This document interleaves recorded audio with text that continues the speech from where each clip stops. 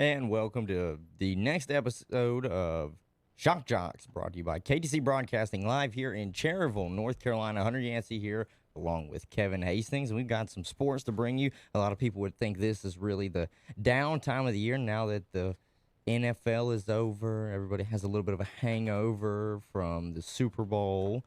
Everybody's kind of upset that, we're not going to have football for a little while. Well, the XFL is starting up this weekend.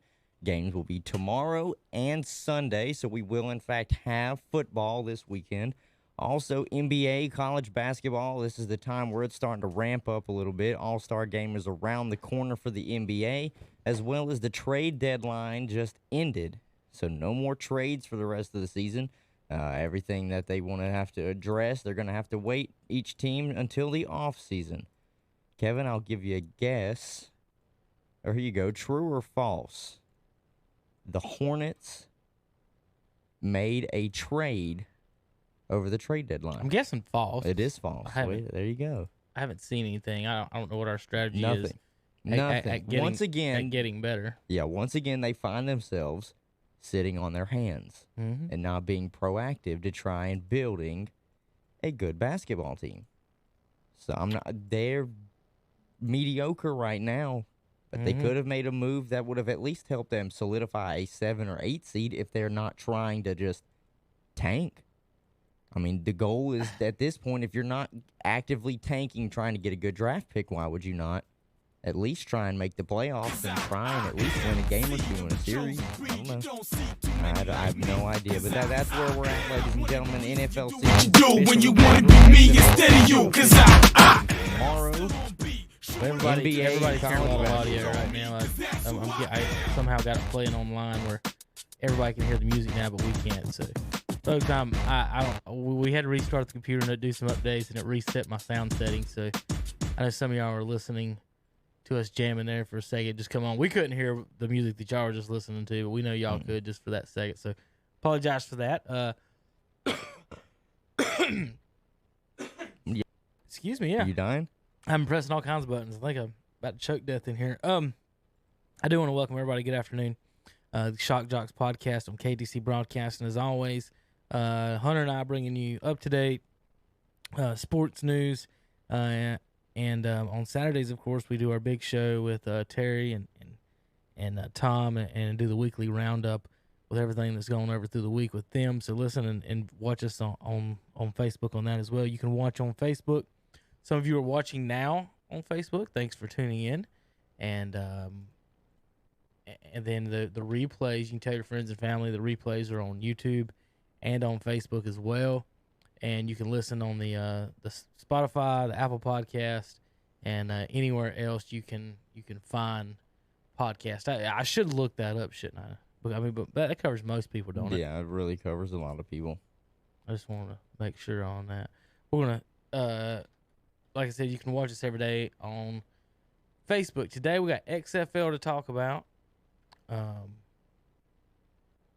We've got Hunter. Let's see. You said NBA trades and All-Star. I should look that up.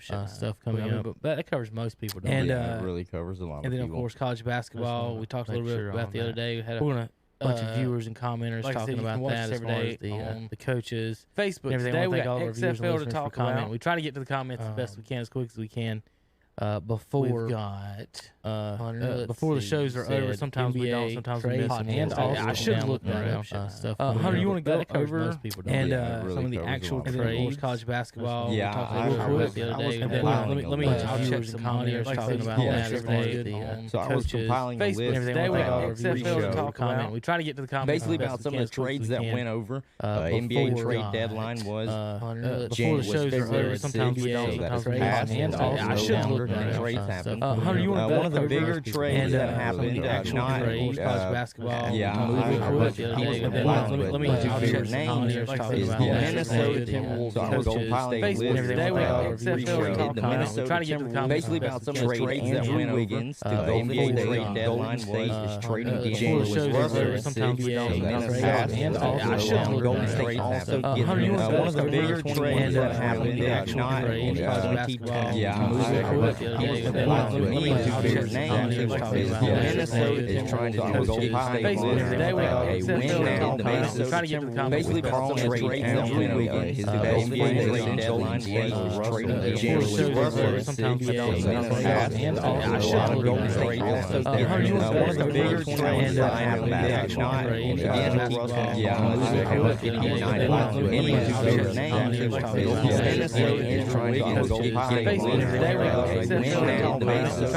basically pouring wing to try and pick up the load that they lost with Kevin Durant leaving. That's always going to be tough. That's really not just going to be tough. Those are big shoes to try and fill. Seeing how you're trying to replace a top 5, if not the best player in the league, with Andrew Wiggins. Andrew Wiggins on the season averaging 22.4 points per game, looking at 5 rebounds and 4 assists.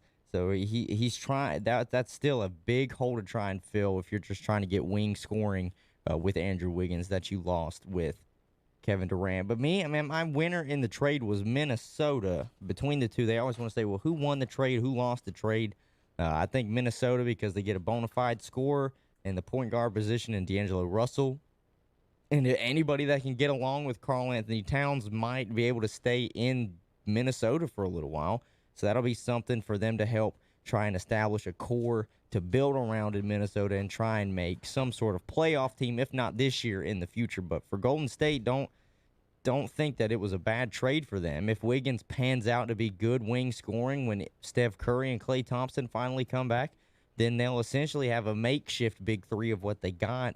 Just Kevin Durant could go out there and go nuclear anytime he really wanted to. And the basically first-round pick that they get from Minnesota for the 2021 draft, it's protected. So if it's top 4, top 5 pick, then they're basically picking in the top 5. And then the 2022 is a second-round pick. So they're just trying to build a championship team all over again. I have no problem, really, with the trade. I thought if D'Angelo Russell could even work with a small lineup for Golden State, why would they not? Run Steph Curry at the point, D'Angelo Russell at the 2, Klay Thompson at the 3. I've seen no problem with it. But Minnesota obviously wanted D'Angelo Russell more. The New York Knicks also wanted D'Angelo Russell, but were unable to make a deal. Another big trade, we're looking at Miami and Memphis. Miami, looking at them, they're sitting at 4th in the Eastern Conference, and so they made a move thinking that it can jump them up into the top 3 and maybe be a contender in the East. To me, I don't think this really made them much more of a contender than what they already are. They got an aging Andre Iguodala, Jay Crowder, who's a career journeyman, and Solomon Hill. Memphis, on the other hand, gets Justice Winslow, Dion Waiters, and James Johnson. The winner to me out of this trade was Memphis. I understand why people can say, oh, well, why isn't Miami the winner? They're the one that kind of bolstered their lineup to make a little bit of a run in the playoffs. Well, I get that, but what difference is it going to make whether you're bounced in the second round or bounced in the Eastern Conference semifinals? Right. You're not one of the top 3 teams to me. You're not Milwaukee, you're not Boston, and you're not Toronto, even with the addition of Andre Iguodala, Jay Crowder, and Solomon Hill. So to me, Memphis is the winner. Iggy wasn't even playing for Memphis. Memphis had his contract, and Iguodala said, I'm not playing, because he didn't want to play in Memphis. So anytime that you can get rid of a player for someone that's actually going to play, that's automatically a boost for me.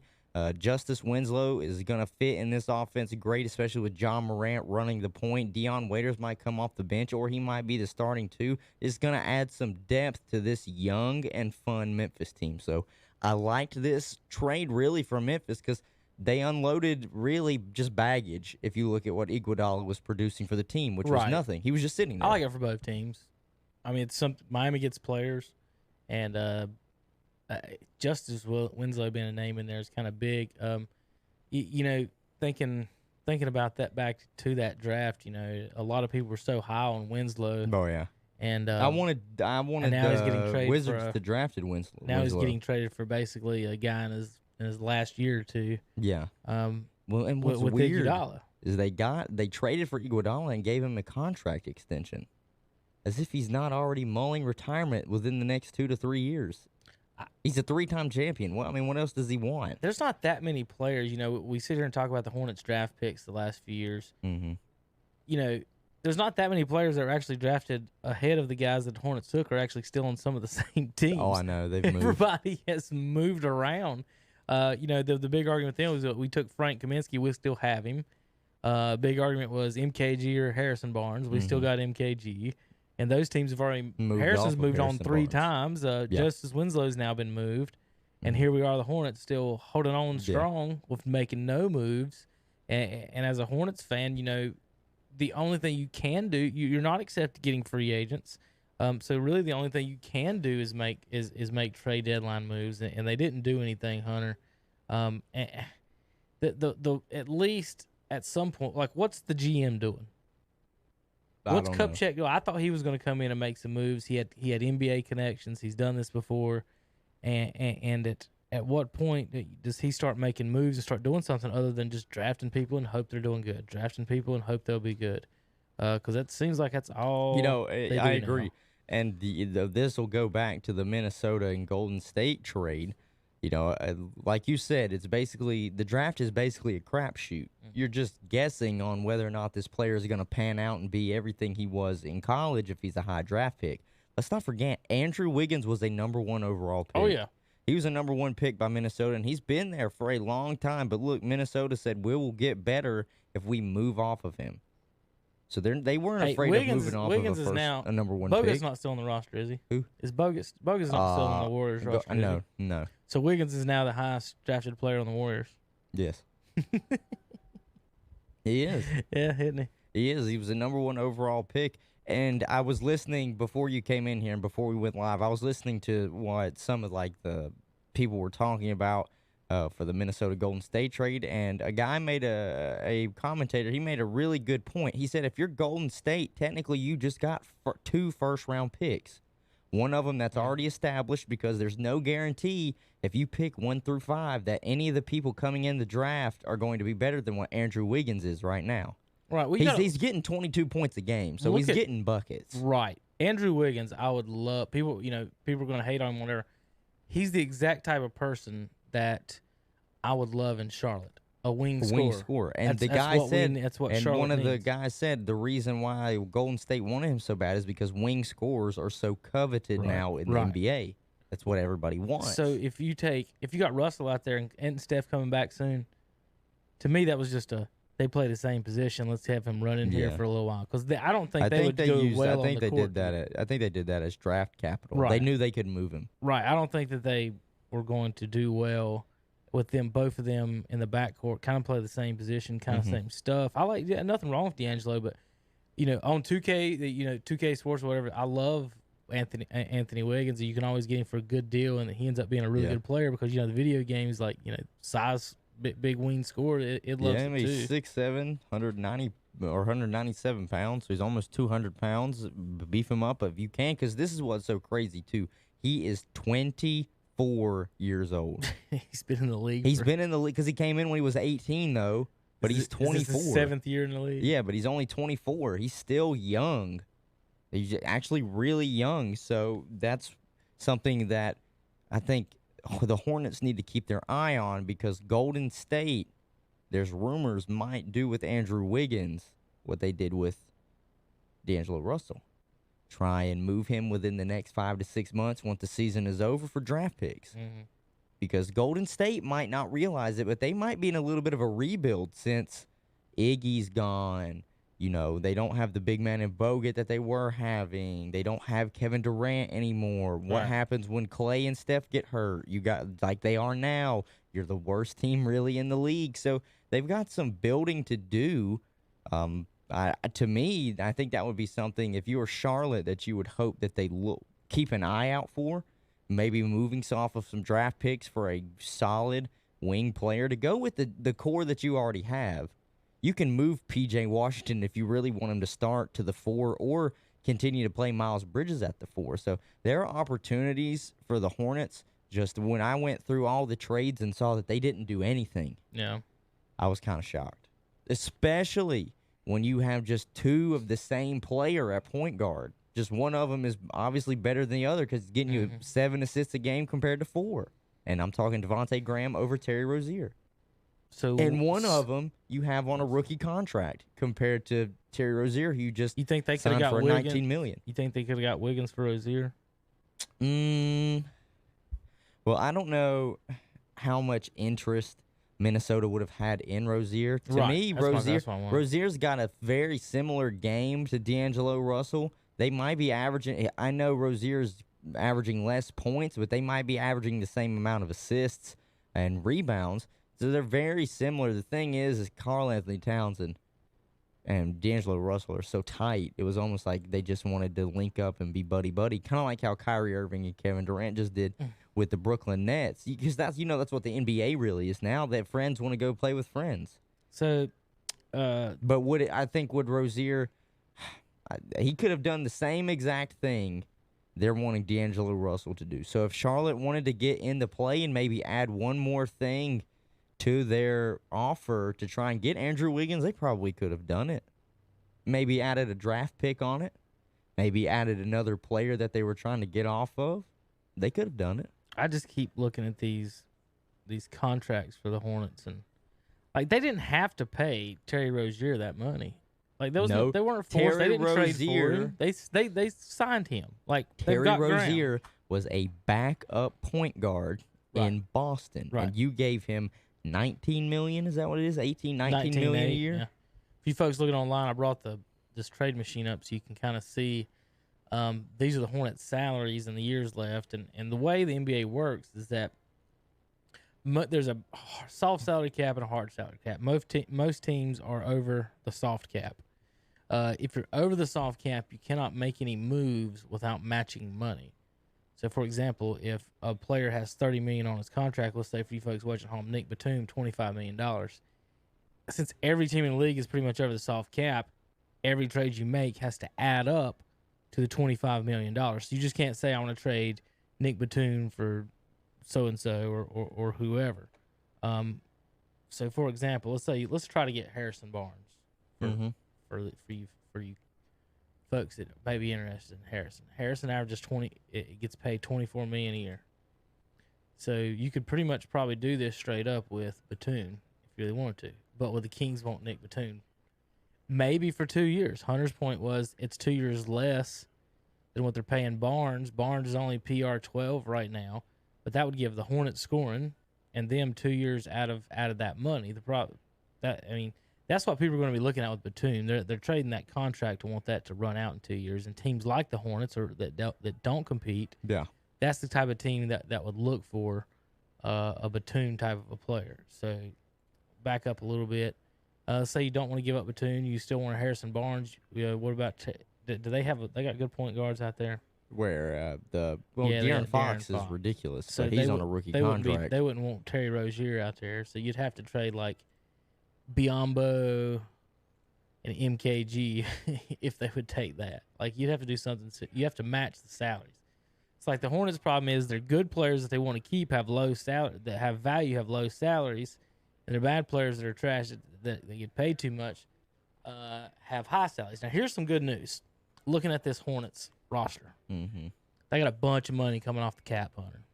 Bunch of money. So. I'm surprised nobody tried to get them to trade one of these expiring contracts, but obviously maybe the Hornets can just let these guys go. They've got almost $35 million coming off. They got more than that. Keep on going down. Oh, I didn't even look down below. MKG. I didn't even look. They got $45 million coming off. Yeah. I was only looking at MKG, and Biombo, and Williams, really. Yeah. MKG, Biombo, and Williams add up to $45 million. That is outstanding. That is great news for Hornets fans. You can get the same value pretty much in one player for all three. You can get one player. They've got room for a max if they really pretty wanted much. P.J. Washington by himself can do everything all of them three players do for the most part. So P.J. Washington costs $3 million, and you have him for another 3 years after this year. What I'm saying, the Hornets, Hunter, with their money, have a couple of different strategies to go by this. They're not going to sign a big name. Kevin Durant's not coming to play for us unless we draft their best friend. And that's the type of things that have to happen. You have to draft right as well. So what do you have to do? Well, with cap space, you got two choices. You can sign the big name people, like you try to get a Batum for $24 million, or you sign about 3 or 4 people at the MKG level, at Cody Zeller level. Cody Zeller at $15 million a year, and he's got 18 PER. That's not that bad. But when you look at the other ones, like Marvin Williams is $15 million a year at 11, Biyombo $17 million at 16. Not even counting what they're scoring is not even close to those. And then Rozier, he's getting close to what he's getting paid. But what the Hornets got to do is move money around and get value. So instead of getting excited about signing someone like a Batum, not a big name, you can't pay a big name free agent. And we talked about this when they signed him. You can't pay someone more than what they score, per se. Right.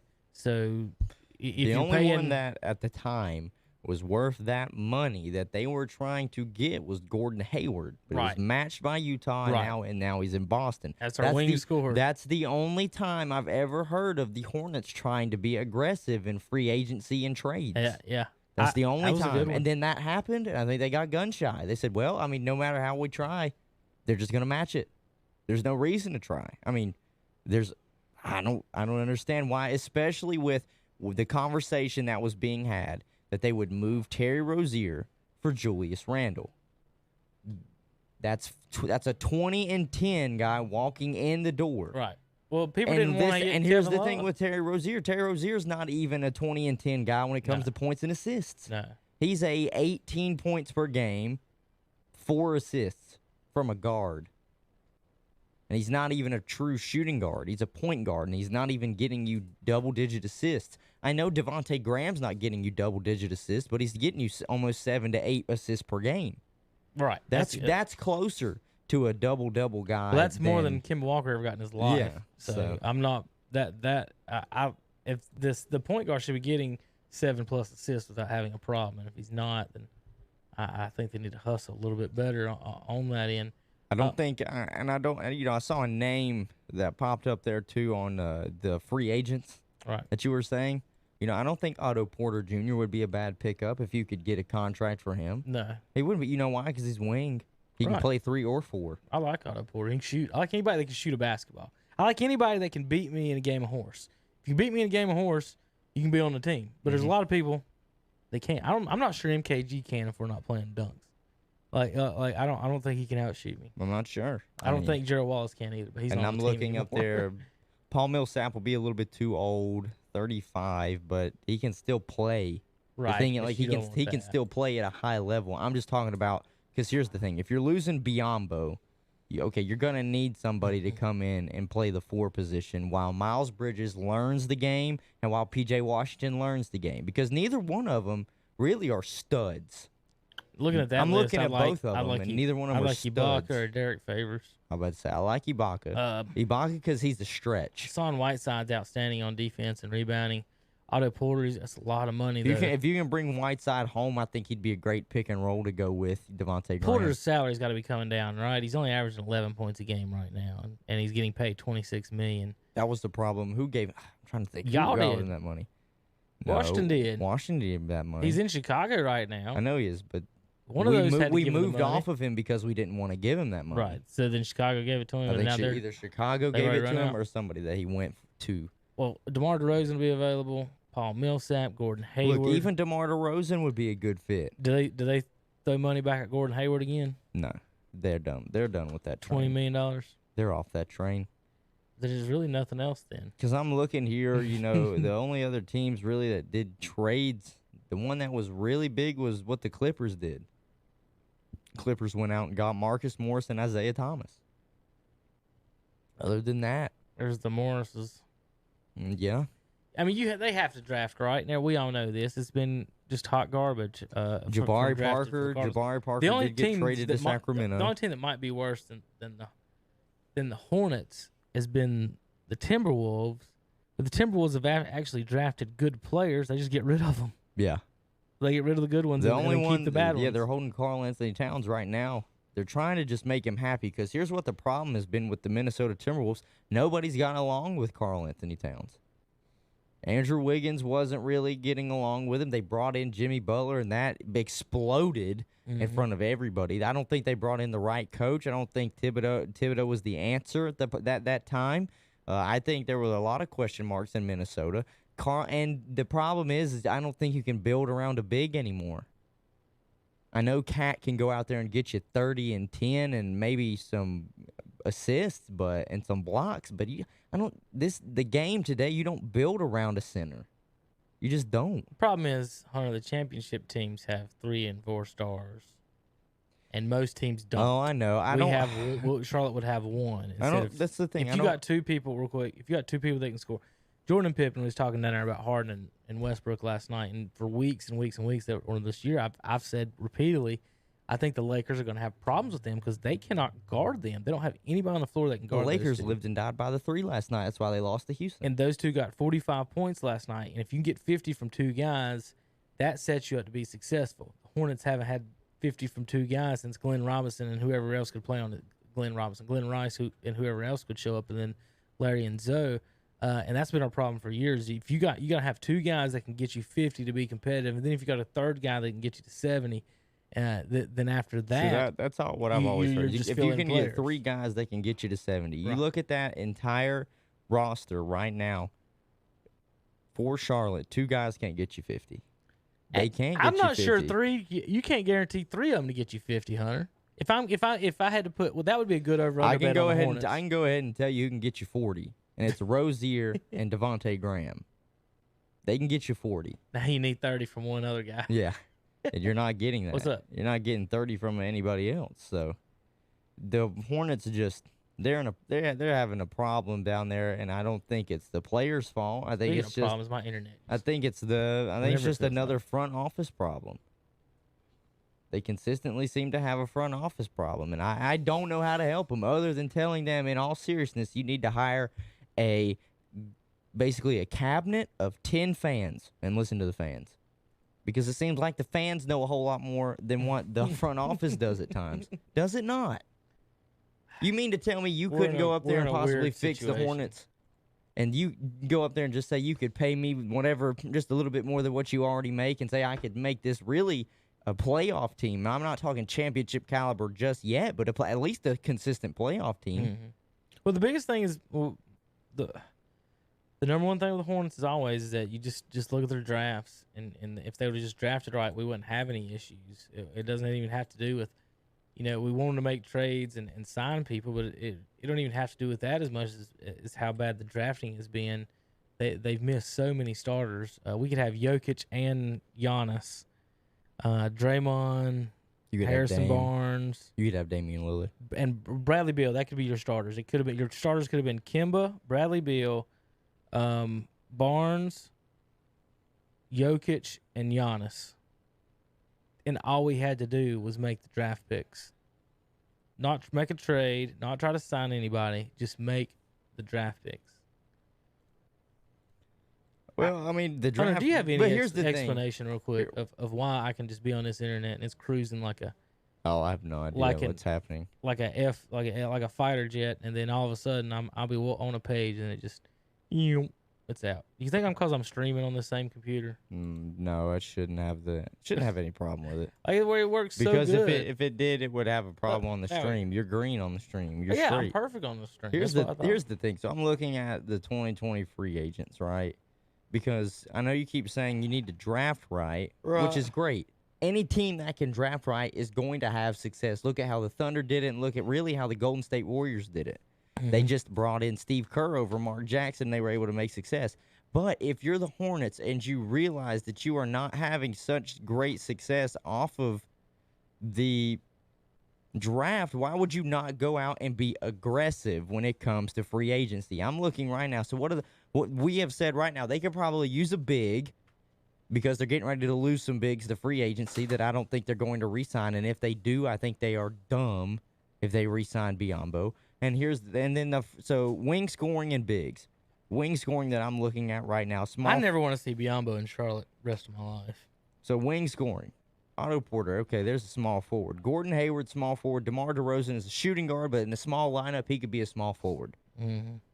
And if you move off Rozier, then you can have DeMar DeRozan be the 2. I have no problem with that. You want to talk about power forwards? Okay, you got Derek Favors. He's a veteran. Serge Ibaka is a veteran. Anthony Davis, but the Lakers are probably going to try and tie him up because he's got a player option. Andre Drummond has got a player option, and Cleveland has not talked about extending him. That would be a big-bodied rebounding center. He could go out there and get you 20 and 10, if not 15 and 10. So there are options here. The problem is you have to go out and be aggressive. Danilo Gallinari, unrestricted free agent after this. A lot of people were thinking that the Miami Heat were going to try and make a run for him in the trade from Oklahoma City. They did not.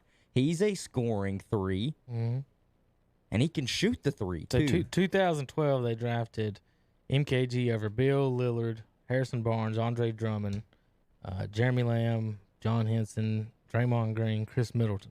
I mean, yeah, I agree. You got the Morris. They drafted Cody the Morris Zeller boys over Nerlens Noel, Trey Burke, C.J. McCollum, Michael Carter-Williams, Steven Adams, and Rudy Gobert, Glenn Rice Jr., and, of course, Giannis Antetokounmpo. In 2014, they drafted Noah Vonleh over Levine, T.J. Warren, Nurkic, Dinwiddie, Bogdanovich, Capola, Rodney Hood, and Jokic. Noah Vonleh just got traded again. So in yesterday, 11-12, let's see what they 4-team trade with Houston. Vonleh was traded. He must not like work that hard. Or there's something with him, Hunter, that is just I don't know, for everybody to move off with him. He's supposed to be talented. I was kind of excited with him about him at first. Hey, listen, he played fantastic at Indiana. I'm not sure. I guess it just didn't translate over to the NBA or he realized he's not really the best player on the floor anymore. I got you the starting lineup that could be the Charlotte Hornets, Hunter. You ready? Yes. If all the Hornets had to do in 5 consecutive drafts was draft the right player, in 2012, with the second pick in the NBA draft, the Hornets selected MKG. If they could have drafted Bradley Beal. 2013, they drafted Zeller. They could have drafted Giannis. 2014, they drafted Vonleh. They could have drafted Jokic. And in 2015, we went Frank Kaminsky, and we could have had Devin Booker. So, Hunter, how would this starting lineup sound? This could be the Charlotte Hornets starting lineup if all they did was make the correct draft picks. Kemba Walker at the point. Bradley Beal at 2. Devin Booker 3. Giannis 4. And Jokic 5. Well, I'll tell you this. That's the all-star team. I'm about to say, that's an all-star team outside of Bradley Beal and Devin Booker. And that's they didn't even make it. They're 2 of the it. top 10 scorers in the NBA. So the Hornets have passed on 3 of the top 10 scorers in the NBA in Jokic. And he might even be in the top 10. I just don't even know if he is. So that's just bad draft picking. Not bad management, not bad trades, not bad coaching, just bad draft picking.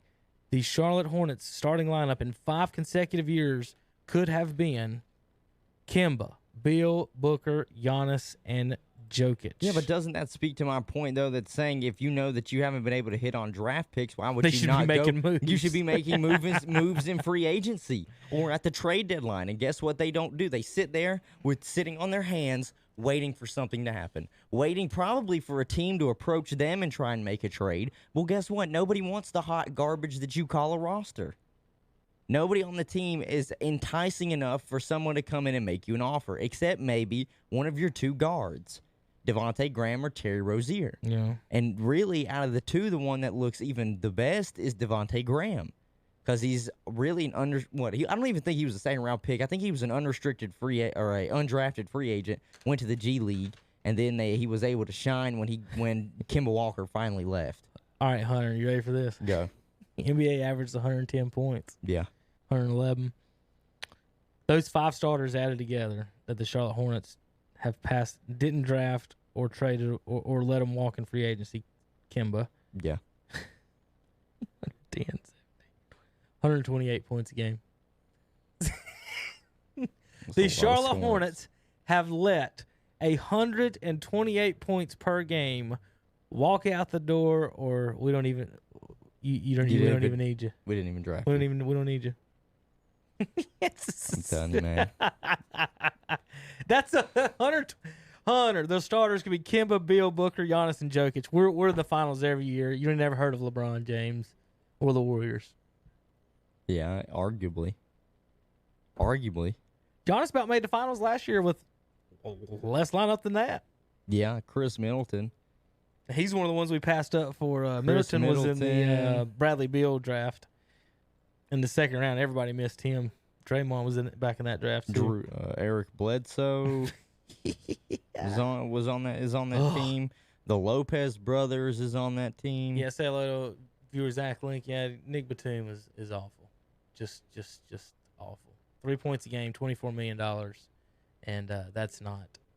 It's not good, Hunter. No, it's not. Not productive. That's not equal at and all. I feel bad. You get on Borrego sometimes, and I almost got to the point where I feel bad for those guys, the coaches now, because they keep bringing in these assistant coaches, and it's more like here it's a stepping stone job, almost like a D League type job, or G League, where they're putting these guys. Borrego would probably have more success coaching a G League good team than the Hornets. And then you want to say, well, why is the coach doing this? Why is the coach doing that? And I think Clifford's problems were he was a defensive coach, and his biggest thing is his lineups reflected that into an age today that is scoring. There's no defense. And he had and when I would go to the games, I would just look at him and be like, man, this lineup is. Where are they going to get their points from? That's what I heard, literally. That's what they were saying about Andrew Wiggins. They're like, the question's going to be with how this team plays defense. He's really bad on defense. And I'm sitting here thinking, nobody cares anymore. The Golden State Warriors definitely don't. Why would they care about defense? The only thing people really care about is if you can outscore the other team. Right. There is no can I stop them. All I have to do is just outscore them. Going into next year, Hunter, now let's think about this. You're in the playoffs next year. You've got Steph Curry, Klay Thompson, Wiggins at the wings and guards. Mm-hmm. That's pretty good. That is really good. So now all they got to do with draft picks and whatever is fill in with big man. I would draft a scorer. The way the draft's working out, folks, draft scores. Anybody that can score that's under 6'10", draft them. Everyone else who's development, you can sign big men to get 4 rebounds or 4 points and 4 rebounds. Listen, of developing big men. I'm trading Draymond. Oh, I would have definitely done trading Draymond. Who's going to want him? Nobody. I'll give you a name. Charlotte. Shut up. Charlotte. Shut up. Would Golden State not try and dupe Charlotte into saying, we'll trade you Draymond Green for your young guys like either Miles Bridges or P.J. Washington? You get a 3-time champion right here in a Defensive Player of the Year, and we'll take one of the young ones off your hands. Charlotte would fall for that. And I know I give Coach Borrego a lot of crap, but that's because every time I've been there, I've seen something situationally, whether it's during the game, at the end of the game, that he just does wrong. Especially last year when he let, what's his name for the 76ers? Oh, my word. Tobias Harris. Yeah. When he let Tobias Harris go literally for 34 points that night. And I'm sitting there next to everybody on press row. I look at the girl that's sitting next to me, and I say, look, they're going to go to Harris here at the end because it was basically for a buzzer beater would win the game for the Clippers. This was before he was with the 76ers. Mm-hmm. And so, literally, he was traded the next day. That was what was so funny. I know. He was traded. Hunter got an interview about how good he's doing. But he did it. And so I'm sitting there, and I'm like, man. All right, so I know what they're going to do. Why not double up Tobias Harris and make him kick it and give it to somebody else and have them try and put the game away? Well, they didn't do that. They let Tobias Harris get the ball, dribble out the top of the key, drive the lane, and do a layup for the win. Mm-hmm. And I go to the press conference, and I ask Coach Borrego, I'm like, Coach, the man's got like 34 on you right now.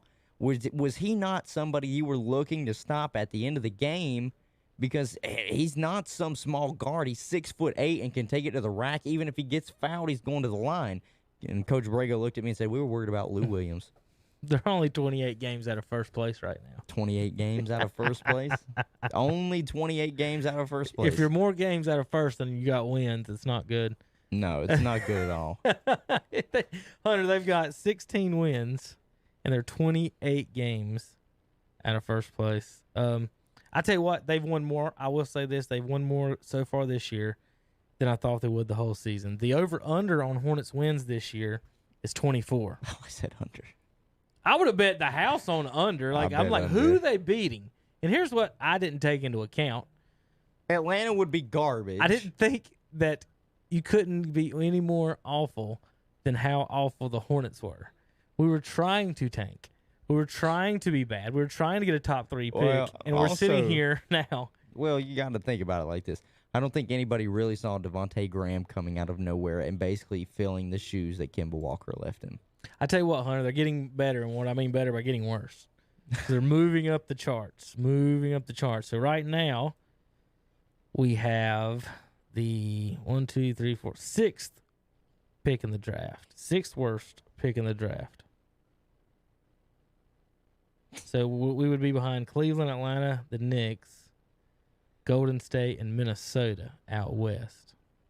So the plan's kind of working. We were like 13th a few weeks back. We accidentally won 16 Kevin, games. you and I both know there is no plan set in place in the plan Charlotte. is to lose. The plan is to lose this year. The plan for Charlotte was to lose until they realized that we can actually win a few ball games. Because why would you not go out there and just pull a 76ers and actively tank?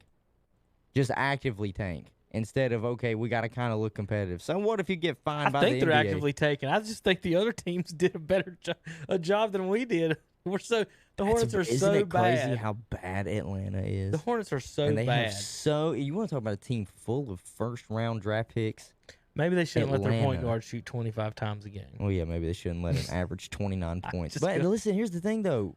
He's got 29 points. He's got 9 assists. Trae Young passes the ball. It's not like he's just ball hogging. All right, Hunter, I got some mock drafts for you. Mock drafts. Let's mock. Where's Wiseman? Where's James Wiseman? How about Golden State? He's not on the list. Yeah, he is. There he is. He's got 2 for Atlanta. 2 on that side. He's not even on the right side. So I didn't even know think he was 7'1". Oh, the right side is like round 2. Oh, well, that's why I thought that was 2 different drafts. Sorry, folks. If you're looking at home, I was wondering if Virginia Tech had a number 1 pick in the draft. I was like, God, y'all ain't mentioned him on the weekends. No. That's Landers Noli. All right. Do you think Wiseman's going to be one? They got Edwards from the Georgia Bulldogs, the freshman. Yeah, he's really good. Well, I'll go ahead and say that mock draft right there, there's no way Golden State wouldn't pick Wiseman because they just traded for Wiggins. So now you don't need Curry. If you got Curry, Thompson, and you wouldn't need Edwards. There's no need for Edwards. I would take Wiseman in a heartbeat. They definitely bringing in LaMelo Ball. No, I would tell you what, I would definitely take Wiseman in a heartbeat. Because I think Wiseman's got a great offensive game, but not only that, I mean, he'll actually, being 7'1", he can play defense around the rim. Right. Even if it is just stuffing a few shots, because Golden State for years has always made their money off of small ball. Well, now every team plays small ball. So if you want to go out there and put a big 7'1" guy that's got an offensive game and probably a 3-point shot, because all the kids coming up have 3-point shots now, why not? Why not? The only problem that people are going to probably have with James Wiseman is right now he's not playing.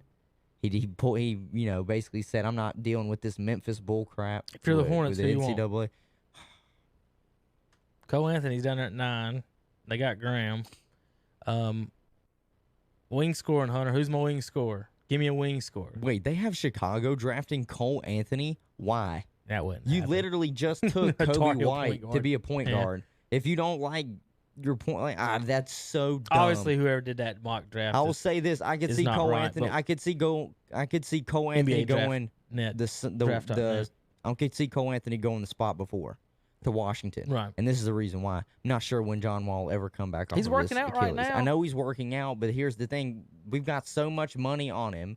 And Bradley Beal. Eventually, we'll probably have to move off of one or the other. So who's our wing, Hunter? You got to find me a wing. I don't want no crappy center that might do something. So listed in the mock draft, you've got Cleveland with Toppin from Dayton.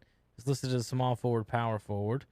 McDaniels from Washington listed as a small forward, power forward. They're both 6'9", 6'10". Small forward. Well, scroll down a little bit. Scroll down a little bit. Because here's the thing: if you know anybody, if you kid from Israel, if you feel a need, no, I have no idea about a kid from Israel. No, if you He's can being fill a slated need. at 7 right now. I just want wing scored. I don't care. We don't need a point guard. I know. and I want a wing I'm scorer. taking That's what we want. Okoro. I'm taking Okoro out of Isaac Okoro out of Auburn. Isaac Okoro from Auburn, small forward freshman, 6'6", 215. If you're watching online, look over to your left. He's being drafted by Portland in this mock draft. Because see, this is the thing. You're gonna have some of the better wing players taken, and it's not gonna it comes down to, do we just take the best available or do we draft by need? You asked me to draft by need. We have no idea who the best available is. Really, you don't. So if you ask me to draft by need, you want wing scoring, take Okoro out of Auburn. It also helps that Auburn has one of the best teams in the nation already, so he's contributing. So this is basketball, so I want to be able to dribble down the court, pass it to one of my teammates, and then be able to score. Not pass it to Biombo and be like, all right, give me the ball back so I can get my dribble back, or something stupid like that they do with these guys. A lot of these guys hadn't really heard of too much. Wiseman is going to 2. I would imagine if Golden State got 1, I don't see them picking a shooting guard with Klay Thompson and just trading for Andrew Wiggins. Well, there's no real reason to draft a guy at 1, because most of the time if you have a top 5 draft pick, you're looking for a starter, not somebody to fill for depth. Yeah. Just think about Golden State. That they've got a team.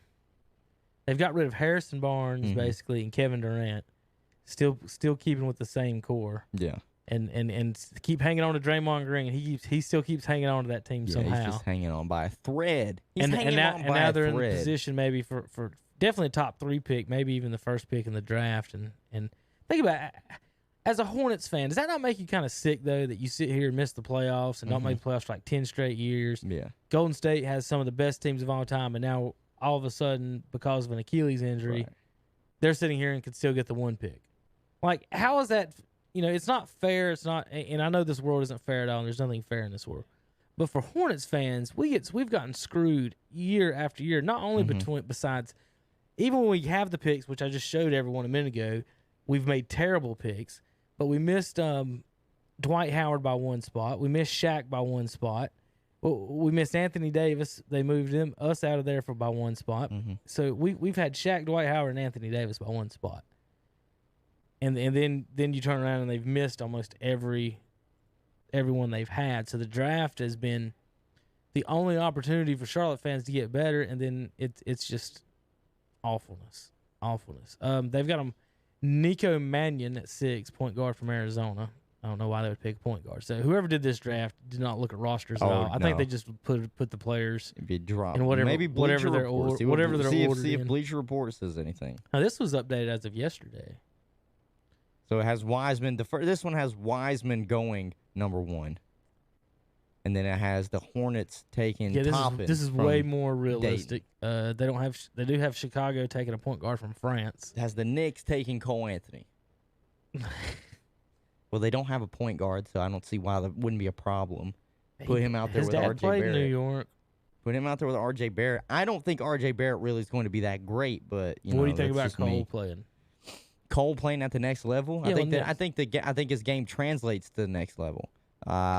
They love scoring. You just said draft a guy that can score, and then everybody else you just go out and get. So if the guy that can go out and score, create his own shot, is Cole Anthony. The only problem is he's never, and this was his not coming out of high school, he's not a 3-point shooter. As a guard, you really have to be a 3-point shooter at the next level, college or pro. So if he develops a 3-point shot, because he's shown he can hit some at North Carolina, but it's not on a consistent basis. If he develops that, he could be an all-star Cole's got guard. 2 issues. If he can't shoot and he don't pass, what's he doing at the point guard? Yeah. What's he doing out there? Because you definitely need, Kemba shoots too much and doesn't pass. So if you look at the other way, if you get 15 points, you need 10 assists. And if he's not going to distribute the basketball, he could be in some precarious situations next year. What's tough about these drafts is that we don't know, I make fun of the Hornets for missing on these picks, but so did all the other teams. I mean, Giannis, was he 16th or something like that? Yeah, it was like 15th or 16th. Same with Kawhi Leonard. Yeah, so Kawhi Leonard was traded. Kawhi Leonard was drafted by the Pacers, and they literally did a draft day trade and traded him to San Antonio. Imagine if he would have been a Pacer. Well, I mean, that's the Portland Trailblazers passing on Jordan to pick Sam Bowie. Portland picked Greg Oden over Kevin Durant. They did. Greg Oden didn't even last like picked 2 seasons. 2 7-footers over the wing scorer, Hunter. And the wing scorers are way more reliable. Here's where you need to look then. If that's the case, if Giannis and Kawhi are going in the mid-teens, let's look at our guys in the mid-teens, 10 through 20. Who do you like in that group? 10 through 20. Who do I like in that group? Advija, Achua, Mannion, Maxey, Okoro, Carey, Ramsey, Reed, Green, Stanley, I'm not Howard, a Duke Powell. fan. I'm not a Duke fan by all means, but he's an athletic center. Yeah. I'm telling you, if he wants to play aggressive, he can play aggressive and be dominant. Vernon Carey? Yes. Vernon Carey, and seriously, because they play tomorrow night, Duke, North Carolina is tomorrow night, he might eat North Carolina alive because Garrison Brooks does not play hard enough in the paint to really stick with him. He's got a dog in him for a center. He really does. And I think he can be really good. Where'd they have him going to the Orlando Magic? Yeah. I don't think that would be a good fit for him unless they're expecting Gordon. Was it Aaron Gordon? Isn't that his name? 0-0? Yeah, he's there. Yeah, unless they expect him to move. Unless he's already a power forward and they don't have anybody at the center position. I don't know. They used to have Vucevic a long time ago. They don't anymore. Vernon Carey, to me, could be for them what they were hoping Shaq was going to be for a long time in Orlando. And nowhere at all am I saying Vernon Carey is Shaq. I'm just saying he's a physical, athletic center. Shaq made the finals. He knocked Jordan off in his I think second year when he came back. When he came back. Yeah, they knocked Jordan off on it when he came back. Him and Penny. And they were late in the playoffs that year. The year the Magic made the finals. Here's the problem, though. A lot of those guys that you're listing, you see some of them are coming from overseas, so I have no idea about any of them. Right. And college basketball. There are so many college basketball games being played right now. The way it's gone, pick the guy from overseas. Well, yeah. The way it's gone, if you look at our track record, would you rather think about this? If we would have just closed our eyes and picked a guy from overseas instead of who we picked, we'd still been better off. Yeah.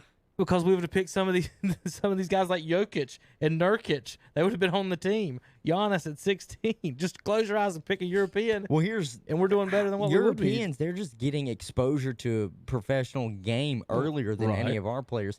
That's what helped Luka. Why is Luka so dominant? He was playing for European championships at like 16. He was like the youngest European player to play and possibly win a European championship. Okay, so he was already playing against high-level competition. This is why, in all seriousness, I think LaMelo Ball works coming over here from playing overseas. He lost eligibility to play in college basketball when him and his brother LiAngelo went and played overseas. That was LeVar's doing. But I think that's fine. He's been playing over there with grown men, and he's not playing in the little Lithuanian league anymore. He's playing in Australia, in the Australian league. Wouldn't that be nice if he could do that in America? Yeah, I know, but still, to me, Terry says no. Well, this is not Terry's show. This is me and yours. This is our show. It is illegal, and I see no problem with it. So to me, I think LaMelo Ball can work in this. All right, Tar Heels and Duke. That's where you wanted to go. It's the 100th meeting, isn't it? The 100. Well, no, it's not the 100th meeting. It's the 200 and something meeting. 100th year, I think. 100th year, that's it. Okay. Last 50 meetings, they have the exact same. That's right, they play twice a year. Yeah, the last 50 meetings, they got the exact same score. Both teams last 100 meetings, maybe they're 50 and 50, and the last 100 meetings with the exact same score. That is amazingly tremendous. For the rivalry, longest win streak was North Carolina in 1921 to 1928. Current win streak is Duke at 1. Largest victory, Tar Heels 37, Duke 35. All-time series, Carolina leads 139 to 112, 200. Not a rivalry. 51 total meetings. Not a rivalry. 251 total meetings between the two in basketball. Hunter, do the Tar Heels have a chance this year? No. I hate to say it. I hate to say it. I was listening. Who was it? Oh, it was 6 o'clock Saturday on KTC. It was your cousin that said they had an opportunity to beat any of the top 3 teams. There's no way. There's no way. No, I cannot see. You cannot win basketball games when you go on dry runs for over 5 minutes. and you don't score. Mm-hmm. And especially against a Duke team that can score inside outside. And North Carolina is really a one-dimensional offense right now, and that is however Cole Anthony goes is how the team goes. Zion missed last year. Anthony hurt this year. The series has been plagued with injuries the last few years. Yeah.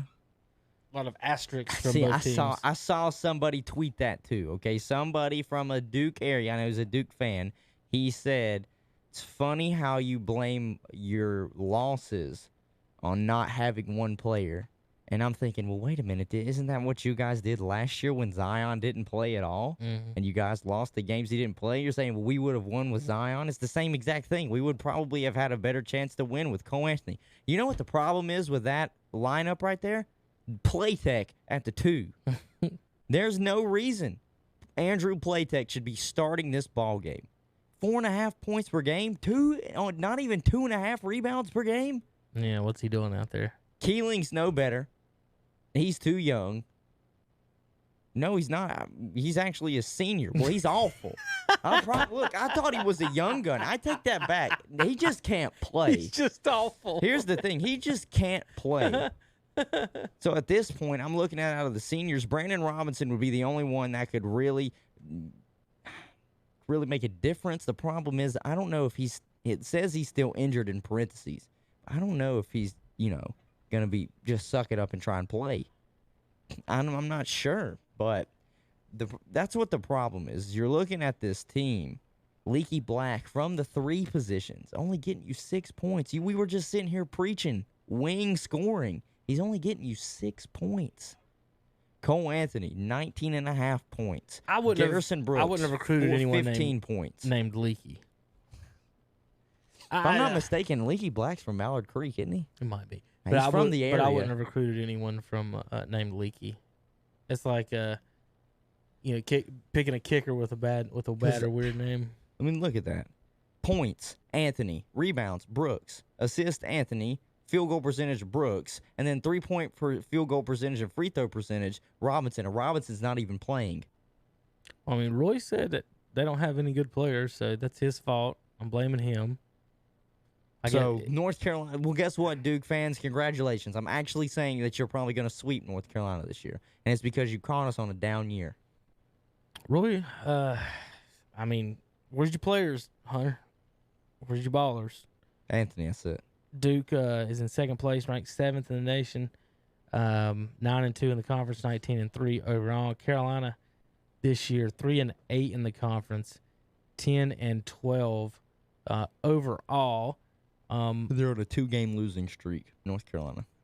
Boston College, Florida State. I was making a joke, and I was being half serious when I said it a few weeks ago, but when I told Terry that, because he's always arguing. It seems like every year that he's been here, we're always arguing whether State's going to get in the tournament. And so I told him, I said, what the line is, Terry, you guys, for how many teams get in the ACC, you guys are the line, and everyone else behind you isn't, especially if you got beat with Tar Heels, so I eliminated them. They're 500 in the conference. Should teams that can't be over 500 be even considered for the tournament? And to me, you got to think about it this way: what this tournament is to play for the national championship. So, if you can't come in 5th, 6th, 7th, 8th place in your conference, and I say this on Saturdays as well, as I don't think you should even be in the tournament. I don't understand what you did or what you earned outside of them playing to be in. Outside of it just being more games to watch. In the end, it really does weed itself down to the best teams in the nation. So, and then every now and then you do have the Cinderella who comes out here and is just able to play great for 4 or 5 weekends or 4 or 5 games. That's great, but for the most part, it really weeds itself down. The question is, do you want to have an opportunity to just go and win the NIT, or do you want to get put out in the first or second round of the NCAA? These teams, well, what it is that the coaches want to be able to make it so they can put it on their resume and put bonuses. So this is what these big schools, and this is the way they do it in football too, is what they did to App this year in the bowl games. So Hunter, to me, I would rather have the second place team in all of these conferences make the tournament than the 7th or 8th place team in another conference. you can Yeah, talk there's about there's no reason that a 17-win team gets in over a like 22 or 23-win team. and I know they're playing an easy schedule and whatnot, but the point of that is that that's where the NCAA and the schools have them, or the conferences have these schools and where they're at. So what are they? How could they can't change that? But when I say deserving, I mean if you've played your whole year, think about it, because some of them conferences only take the conference champion. You go 30-0 and lose the conference championship game, and you're out. And a team like NC State goes 15 and 12 or something, or 18 and 12 and gets in. They lost 12 times. You lost once. Right. And to me, the spirit of it, the ever-increasing spirit of adding more teams, I was hoping they were going to add more mid-majors. And instead we're watching Power Fives. NC State versus Alabama to get into the 11th spot. Right. And things like that. And I don't think that's right that they do that. And I would much rather see these smaller conferences get the second-place team. Hey, how about this? Just the regular season and the tournament champion both get automatic bids, and if it's the same team as the same team, that just opens up more wild cards. But I would almost go to that length on every. To me, it's just the NCAA, because I've heard a lot of people and the major media that cover college basketball say they would love to see more mid majors get in. They think it would be really good for the sport of college basketball, but that's not what the networks want. They don't want matchups like Wichita State and NC State. They want NC State and Alabama, NC State and Tennessee. They want the Power 5 conferences matched up next to each other. They've got this is the ESPN bracketology. Yeah, they got the bubble teams. Oh my goodness. I'm gonna try to bring it up for our viewers online, but I'm looking at the thing now. And I'm going to say this out loud, and it's going to sound just stupid to say out loud. All right, you ready? Go ahead. For all the aliens and folks who've never watched sports, this is not going to sound like it makes sense, but I promise it does. The Big Ten currently has 11 teams in the tournament. Nah, stupid. Not just because that's one thing, but think about what I just said. The Big Ten Conference has 11 qualified teams in the tournament, according to ESPN. So not only is the Big Ten, now remember this is an academic, these are academic schools, right? They can't count to 10, 11, 12, whatever it is, come up with a different name. How about the Big Northwest? I don't know. Or the Big North? I don't know. But the Big Ten confuses me so much. And Hunter, they've got right now 11 teams listed in the Big Ten. I don't even know if I could name 11 teams, period, in the Big Ten. I possibly could. Think you'd have a chance? I possibly could. The problem would be, do I think all of them deserve to be into the NCAA tournament? To me, obviously not. No. Because let's see. I mean, like you could go. Ohio State's probably one of them that's in there. Ranked decent. Wisconsin. You got to name it. Just 11 teams, Hunter. Yeah, You're only going to miss. You can name the whole conference. You're only going to miss 3 of them. Yeah. Michigan State. There's 3. Yeah. I mean. Maryland. 4. People forget Maryland is Big Ten. There's 4. Minnesota 5. I'm just trying to think of other teams that would be in it. Michigan, just name them all. 6. There's 11 teams. Indiana, Illinois, what's the point and of Purdue. having a conference? Indiana. I'm at 9 now.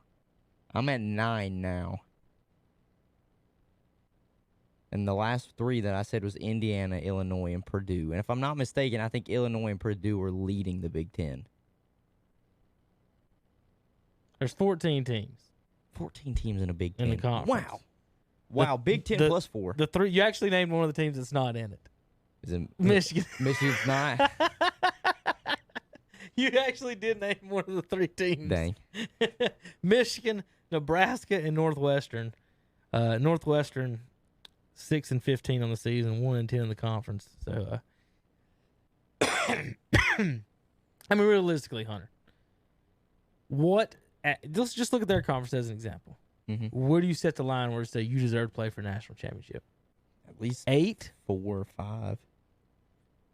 Who's at the 8 spot right now for the Big Ten? Well, they got 5 teams ranked. Okay. And then Rutgers, Purdue, and Minnesota at 8. It's 12 Minnesota and 10 right now. can't win the NCAA tournament at 8. Indiana Hoosiers are 9. They're at 15-7. Indiana and Ohio State are just a half game behind them right now because they played in the conference. But overall, Ohio State and Indiana are both 15-7. No. Minnesota's 12-10. Like, and that's my point is, if you can't make the semifinals of your own conference tournament, which is 4 teams, you can't do it because then you can't beat everybody so if you guys break in front of you. So I even expanded it to 8 to be fair. But if you can't make the quarterfinals of your own conference tournament, why do you think you should be allowed to try to make the quarterfinals of the NCAA tournament? I would definitely have an 8 cutoff line. That's just insane. Perfectly fine. You can at least say you made it to your conference quarterfinals, but I mean, at what point are we just keep giving away participation awards? Because think about it, Hunter. Well, it's money. You came in 8th. I'm gonna give you a plaque that says you made the NCAA tournament. Right. Do you put that banner up 8th in the ACC, NCAA tournament, made the NCAA tournament? I guarantee they put the NCAA tournament banner up that they made it. But they were 8th. They didn't win anything. Didn't win a tournament. Didn't win anything. Just it's weird to me. And I know Tom's with me on that one. That we'd rather actually see have 32 teams, less teams. All right, folks. I finally got it up on the screen. We'll show you guys at home. Maybe if I can get my screenshots up. There you go. Of course, now me and Hunter's in the wrong corner, so let's move us back over to this corner. Now, what you're looking at online for you folks know on the podcast, I've just got the ESPN bracketology up. Big Ten 11 schools, SEC 6, Big East 6, Pac-12 and Big 12 of 5, ACC 4. Hunter. They've only got the ACC listed as 4. That's it. Now remember this for tomorrow when we start talking about that. Terry's wondering about it. Louisville, Duke, Florida State, Virginia, Syracuse, first team on the outside looking in, and then NC State Wolfpack. So they're actually the second team on the outside according to ESPN bracketology. The American Conference and West Coast Conference have 3, and the ACC has 4. I know what Terry's going to say in the morning. That ain't right. That ain't right. That ain't right. ACC's got to have more No. than the West Coast Conference. No. Last 4 byes were Rhode Island, Purdue, Indiana, and Florida. Don't know what that means. Last 4 in Virginia. Hunter. Not only do they only have the ACC with 4, they had Virginia as one of the last 4 in. Virginia won the national championship last year. Yeah. And they've got them This is the last 4 4 in 4th place in the conference. First 4 out, Memphis, VCU, Minnesota, East Tennessee State. And then the next 4 out, Utah State, NC State, Liberty, and Texas. So they're saying NC State's pretty much 6th place out of it now. So that would put them at 74th in the nation. I mean, think about it. They got an opportunity to get swept by North Carolina this year. If that happens, you're not making the tournament, buddy. NC State, I'm sorry. You had the opportunity, but I'm not going there once again. I'll let you live. You can go on Facebook and look at Hunter's state ramblings and rants on YouTube. Got that cut up for you folks. I want to thank everybody for watching and listening to our broadcast and podcast. You done? By now, well, I guess you are. I thought you want to do a quick XFL. No, we can. That's what I'm saying. We can talk about the XFL for a minute, but for basketball, I'm done. Okay. I'm done with basketball. Hunter says he's done with you guys. Terry and Tom want to talk about that in the morning. Real quick. They're not going to want to talk about the XFL, though. But it doesn't matter. Doesn't matter. They don't have a choice. No choice. You're going to have to talk about it. Hunter and I was going to pull up. So XFL starts tomorrow. There's a fun. They have listed somewhere the over/under for the wins that they'll have this season. There are 10 games for each team. If I'm not mistaken, the Tampa Bay Vipers are favorite to have the most wins. Watch they this. have See if 7.5. in there in a minute. Calvin, you can just. I'll come in there and mute that. Go ahead, Hunter. Yeah, so Tampa Bay Vipers, they're the ones with the most, with the best odds to have the most wins. They have the over-under at 7.5 wins, so 8 wins possibly for the Vipers on the season. The one with the lowest, the Seattle Dragons, 3.5 wins. So you can bet on this, ladies and gentlemen. Gamblers from all around, look at the XFL. Watch the XFL. Fox Sports is gonna have it. ESPN is gonna have it. It's gonna be on ABC Network as well. So you're gonna have opportunities to watch this game. It's not gonna be you have to have an ESPN Plus type app or You don't have to, there's no paywall other than your cable provider. That's it. And, most of these websites or most of these networks have websites where you can go and watch it anyway. So there's no reason for you not to watch the XFL schedule. There's some of them are playing in NFL stadiums. Yes. Tampa, New York, yes, believe it or not, and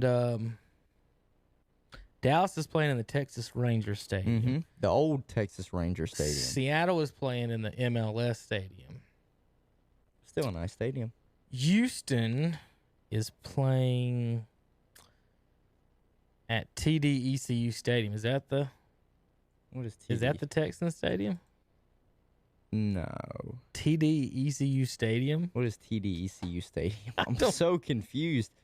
That's not a school, is it? We're going to pull it up. TD-ECU Stadium. University of Houston. Oh, okay. So this is so they're John at the Quinn University Field of at the Houston. University of Houston. Okay. So Houston is at the University of Houston. Dallas is in Old Arlington. The Rams are playing in the old dome. The Edward Jones Dome still there. It's The not the Edward Rams? Jones Dome. The Rams. The Battle Hawks. The Battle Hawks. That's sick, man. The St. Louis Battle Hawks. The Battle Hawks are playing in Can the I old... get a battle cry? All right, here's a couple. Let's see. Now, couple... here, I'll say this. I'm rooting for St. Louis. Yeah. Because I like their quarterback. I like Tiamu. I like Jordan Tiamu. I thought he was really good at Ole Miss. It's tough for me, though, not to root for DC, for the Defenders, because I like Cardell Jones, too. What are you going to do if they win the championship? CG12. Who? What are the Defenders? Yeah, are you going to quit for the Redskins? Yeah, people are going to ask me who my favorite NFL team is going to be. I'm going to be like the DC Defenders. Who's your favorite football team? I pull for DC. Dude, oh, you a Skins fan? Here's the thing. Defenders, Here's baby. the thing. You can buy XFL merchandise. Mm-hmm. So, like, if they were to win it, I might come in here with, like, a championship shirt or something, just be like, hey, this is the only DC team right now that's really helping me. The Wizards are garbage and Washington's on a rebuild. So, I mean, let's get it. So we got the Dallas Renegades, DC Defenders, Houston Roughnecks, LA Wildcats, New York Guardians, St. Louis Battle Hawks, Seattle Dragons, and Tampa Bay Vipers. My biggest complaint in all of these leagues, almost every time, is the mascots, Hunter. To no end, the mascot selection makes me mad. Okay. Because, all right, name the mascots in the ACC. Name the mascots. Yeah, just name me the mascots. In Like, the give ACC. them the Off top. names? No, like Tar Heels, Blue Devils, Blue Devils, Yellow Jackets. Yellow Jackets, Wolfpack, Mhm. The Golden Eagles. Isn't that Boston College? The Mhm. Golden Eagles. What else is there? The Tigers. Mhm. The Demon Deacons. That's a dope name, though. Not many people just have That a is. Demon Deacon. That's a dope name. Not a good deacon, a demon deacon. Yeah, I know. Whew. You stole out of the. You stole from the tithe, boy. Now I'm looking at the high school teams behind you, and I'm going Yeah. to name some of their names: Lions, Mountaineer, Bulldog, Husky, Charger, Knight, Rebel, Trojan. Are you trying to say that they're all too generic? Yeah. What is They're a roughneck? They're cookie cutters. What- They are cookie cutter names. It's I almost, agree. these are the names that you put when you that the in a Madden Madden I teams know. they give Yeah. you the generic names and not the they're not actual mascot names to where you can put something like if you're a hunter. I think all mascots you should be able to close your eyes, say the mascot's name, and then know what they look like in a suit. Like, Okay. what is a renegade going to look like? What's the renegade mascot going to look like? I don't know. The Renegade. He's got it. Well, What about the Dallas- roughneck? Is the renegade the roughneck's cousin? Because one's in Houston, one's in Dallas. Have you not seen the logos? They kind of give it away. The Houston Renegades logo basically is like a renegade from the Western days. He's got a Cowboys hat on and he's got a band. And it's in the shape He looks like a bandit. of the Houston Oilers. Well, the Roughnecks is it's in the All right. shape of almost the Houston Oilers. So what I'm getting at is that they have to have animal names or some type of name. A Cavalier, an They don't Iron Man, have to. a Knight, something that like I can draw. I should be able to close my eyes and come close to drawing a picture of whatever it is. And then when you What's because a when you have- Defender? what's a Guardian? Well, their logo is a lion, so it's a Is guardian. it really? Yeah, their logo is a lion. They couldn't come up with Pride. Listen, man, don't something? act like Battlehawk is not badass. Okay, I like Battlehawks. Vipers. I love the Dragons. Yeah. I've been waiting for years for somebody to be the Dragons. Do you know what it looks like when they abbreviate it? Seattle Sea Dragons. That's dope, dude. The Tampa Bay Vipers, they're playing in Raymond James Stadium. They better if you sell can believe some that. tickets. So I like the Vipers. I like Snake Name. I like the Dragons. We don't have any Dragons. That's awesome. They may be my favorite team just because of that now. The Battlehawks. They have the lowest odds. Do they? Yeah. Battlehawks, Guardians. The LA's the Wildcats. Yeah. So I just wanted to. So, but see, to me, like Wildcat is like the weakest name they have because there's so many just Wildcats. Yeah, they just made that one. That's just like of LA. Yeah, LA. of LA. They could come up with anything. You couldn't be like, this is an opportunity. Like you could just say the LA Kings. I know they already have a hockey team, but dude, you can have the Kings and hockey and football. So the DC Defenders, Houston Roughnecks, Dallas Renegades. Shoot, even the LA Fire would have been dope because all y'all got is fire out there in California. Here's my problem with the Dallas nickname. The Renegade? Yeah. We already have the Dallas Maverick, the Dallas Cowboy. That's what they kept with. Dallas Stars. And they're blue, just like all the other Dallas teams, except for the Stars. Right. I don't think they're blue. Why did they not make it different? Like, are there no animals in Texas? They didn't want to be the Dallas Longhorns. Longhorns is the only. I mean, is that the only animal in Texas? I think they got Aggie. Chupacabras. Texas A&M Aggies. That's Aggies for agricultural school. I thought Aggie was like a nickname to a dog because they used Lassie as their like dang. It's North Carolina A&T. It's agricultural and textile. No, I know what. So that's where no, the I know. Aggies. I know Okay. what A&M is. Yeah. I know agricultural Well, and Stanford's military. the tree and the cardinal is the color. And it's It not is even. that's their It's nickname not is the even. It's color. not even the Stanford Cardinals. It's the Cardinal. It's the color cardinal. It's the Cardinal. It's just no plural. They are a tree. They are a singular tree. I just the defense. So all right. So the Texas Rangers. They could have been. Think about it. We got Rangers, Cowboys, Mavericks. They could all have been in the same town. They could have been the Dallas Mustangs. That's fine. All in the same town, or the same. Like it's some type of a name from the Cowboys. The Spurs in San Antonio. Houston's really the only ones that didn't do that until they just added the Rednecks. They had the Astros and the Rockets, the space. They had the space programs, and then now they're going with the Roughnecks. So like, and I don't really. You could go either way with a Roughneck. What was it? What there's two teams he didn't shave or something? Two teams in Texas. Roughnecks are red with navy, red, white, and blue. Pretty much the Houston Roughnecks are the same colors as the Houston Texans. How about that? Dallas Renegades are Carolina blue and black, it looks like. The LA Wildcats are black, orange, and red. Kind of looks like the Tampa Bay Buccaneers. That was a perfect opportunity for them to be the LA Fire. Yeah, that is true. Seattle's the Dragons. They'll be playing at Seattle's field at the Link.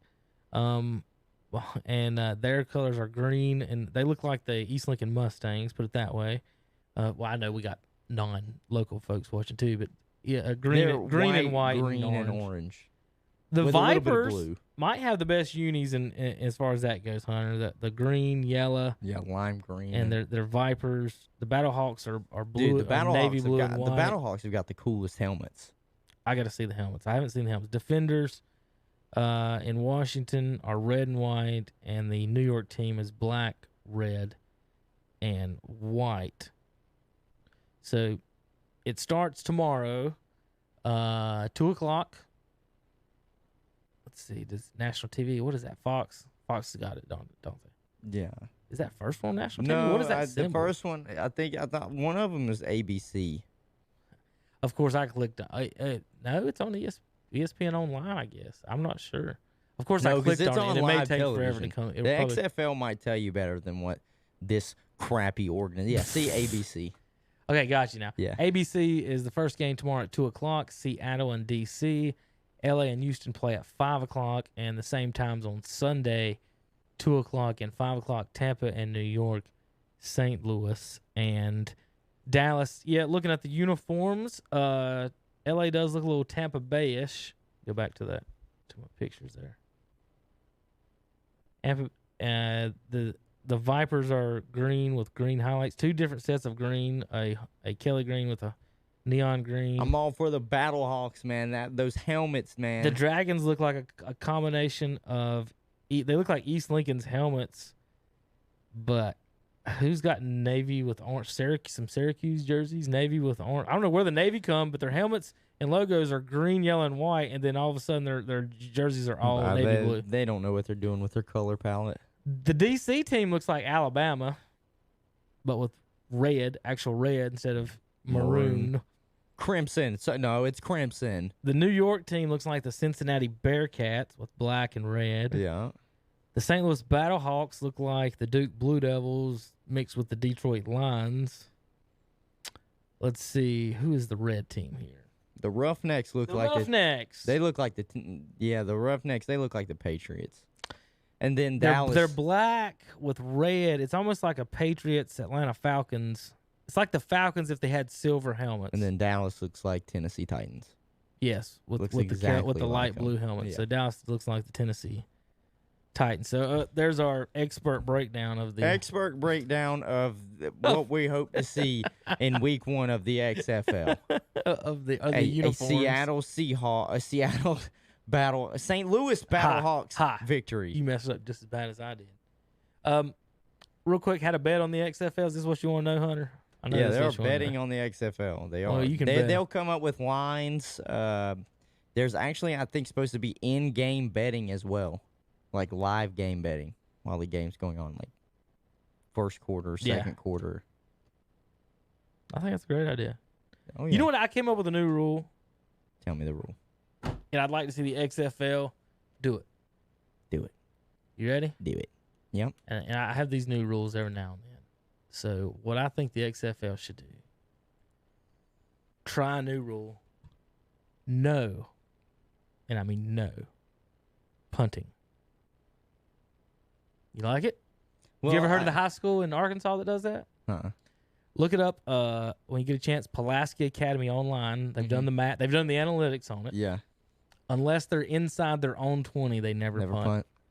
Unless they're inside now if they're inside their own 20 and it's 5 and under, 5 yards under, they still go for it. No, I like what the XFL is doing with the punting. The punting rule in the XFL is now that nobody from the line of scrimmage can move before the punt is in the air. They have to wait until the punt has already been kicked away. And that's not what I asked. What do you think about no punting? I don't like the no punting. And the only reason why I don't like the no punting, makes you get the first down. I know it makes you go basically 4 hard like you would do in touch football. I get it. You got 4 downs and that's it. But think about the pressure on fourth down. But if we took away punt returners, we'd have no Devin Hesters. This isn't the NFL. This is the XFL. Right. So I want no punting going forward every down. How about if I gave you 5 downs? No. Because this is just as no punting. Because now this actually gives because the NFL, the way that these punters kick the ball now, there's almost never a return on a punt game. Like so what they're doing is they're ensuring that you're getting some sort of return for that and on kickoff. So the most exciting parts of the game sometimes that can be game breakers are still a part of the game. I love it. I love it. Devin Hester's coming out of retirement to come into the XFL. You heard it from me. Chad Johnson was going to kick. I can't wait to show up to his workout. Some of these players, if they do have the opportunity to go to the XFL instead of college, they did. They have a guy on. I cannot remember his name. I was reading this story before. He plays. I want to say for the Battlehawks. Seriously, he is a cornerback. He lost his eligibility or his scholarship won at West Virginia, and instead of because he still has college eligibility. But he's going to play at the XFL. It's kind of like his tape, and he's going to the NFL draft next year. Right. So I think it's wonderful. I think it's wonderful. I think the college part isn't for everybody. Yeah, I agree. Whether or not you want the education or need the education, every man has his own choice in life and way to go in life. And the more we mess around with these. They call them kids when they're 20 years old, but you more think about, Hunter, when you make a person sit out a year, they're protecting the institution.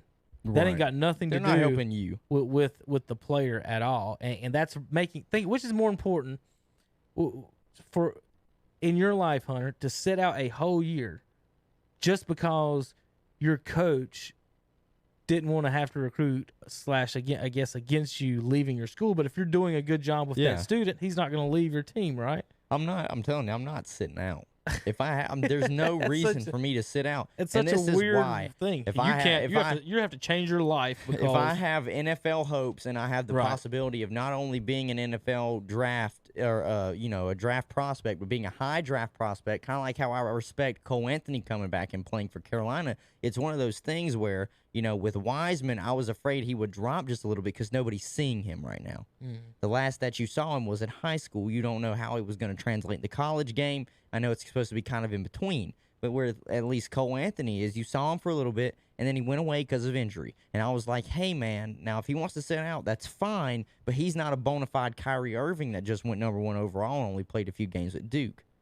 So if he's hoping to still get drafted really high, he's got to produce tape because that's all that these scouts can really go off of is tape. So it's the same thing with these guys. If you want to get drafted, it's not going to do you any good for sitting out a year and hoping that you can go on somewhere else with eligibility. Why not go play in the XFL where you're not only – it's not one of those things where the NFL coaches have to go to your college teams and pull film on you and do a bunch of research on it. They can watch you on live television Saturdays and Sundays.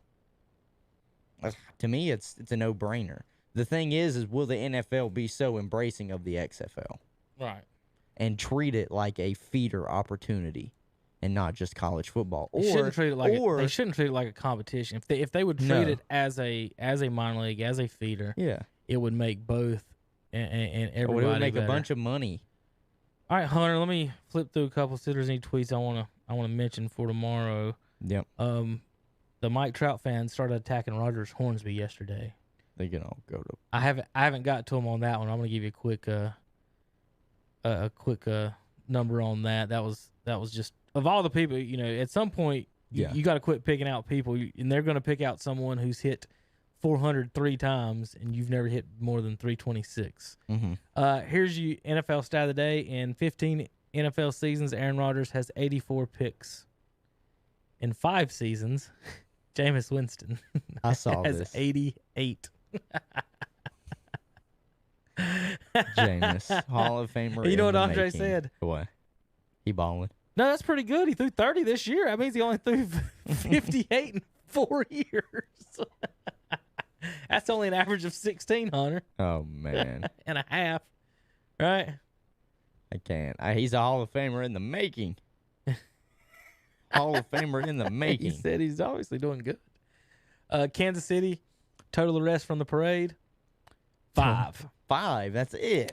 2 on the police pursuit. Did you see that one? Yeah, I saw that one. That's dope. 1 on a horse. Okay, nice. 1 person at Union Station, whatever that means. I guess the train there.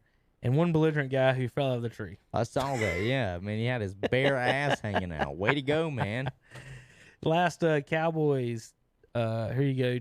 10 first-round draft picks, 7 All-Pros, 1 4-time Pro Bowler, 1 Super Bowl champ, and 1 Taco. They did draft Taco. They drafted Taco Charles. They did. Taco. Mahomes was 16-21 as a starter for Texas Tech. And now look at him. I think he's only lost, 8 games in 3 years as a starting quarterback for Kansas City? Not much at all. All right, real quick, Hunter, I think I texted you some of those fun stats yesterday. I was looking at with those guys. If Babe Ruth's birthday was yesterday, 125 years old. If he could resurrect and go 0 for his next 1,500 at bats, which is 3 seasons, and still have a better slugging percentage than Mike Trout. And Hunter didn't know who Stan Musial was, so I threw in Musial too. Stan Musial could resurrect, go 0 for 928, and still have a better batting average than Mike Trout. So when we start all-time stuff, there were some pretty good players back then. All right, Hunter, anything else today before we get to high school basketball tonight and Charlotte Hornets tomorrow night? Yeah, I think that's... Doncic is in town. He is in town. Going to hopefully get a nice conversation with him amongst the 50 other people trying to surround him. That's going to be tough. Folks, well, hopefully, Hunter, it won't be that bad. Yeah, hopefully. Dallas media isn't as big as some of these other ones. Kimba was there was a lot of people in the locker room that night because that was a return. But with Dallas in town, when I was there last time, it really wasn't that many people in there because most of the local people were talking to the local guys. That's what is kind of good about it, unless they send double people, but I think you'll be able to get a question with Luca. He's really nice. I would say feel free to just try to get in something. We'll talk of something tomorrow. We might come up with Hunter's. We'll vote on Hunter's question of the day. We'll give away some Hornets tickets tomorrow. All right, folks. That about do it for today's show. Saturday morning sports talk. Excuse me. Saturdays, 8 a.m. to 10:15 a.m. live on the radio here in Cherryville and Lincoln. You can always listen online on our streaming, and you can always watch on Facebook and live on Facebook, replays on YouTube. All right, Hunter, I think I got my music working now, but we can't hear it, but I'm going to play it for the folks at home. There you go. I'll play it out for you folks at home. You guys can hear it. We can't hear it. But have a good day. We'll see you Monday, and we'll wrap up XFL and more on KTCBroadcasting.com. Woo! I am the incredible man. I only do things